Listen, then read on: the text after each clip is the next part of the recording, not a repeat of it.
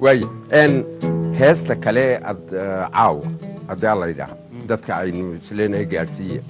ee noo qaadis maxkamad heesta kale waxa la doob ayaa la yiraahdaa in doobkaasi waxa sameeyay Sidiiq Burmad wuxuuna yidhaa horta ereyadun ii sheeg waxban ka marxaatee daaxaan diihaalsana waa ko daaxaan dibad meerahay waa ko dumarkii nolosha guurka haddaan moodayo dugsoonkan haddaan moodayo daryeelkan haddaan moodayo dugsoonkan haddaan moodayo daryeelkan horaan ku dooni laayay miyaan ka daahilaaba ereyada waxaan ka marxaatay ahay Sidiiq 2 sano iyo dheeraad ka hor waa dhalinyaro waa wariye waa nin hay'ad ka shaqeeya waa abwaan waa kooxdan ragga salka oo ayuu ka mid yahay waa aqoon-yahan Sidiiq waxaan garanayaa gabadha uu gabiyay ee heesta uu tiriyay meherkeedii anaa u fadhiyay dadkii doonaaban ka mid ahaa isqiyaasan wallaahi ma ya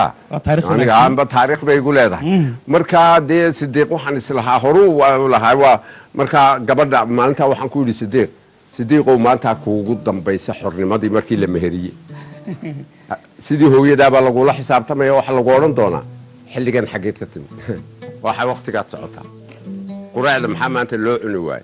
oo qadaba lama soo doonay miya kan maxaad u raacdaa oo gabadh baad eegasay waxa soo dhan waa lagu oran doonaa ee u dul qaado xornimada laga qaadaya heestii doob haye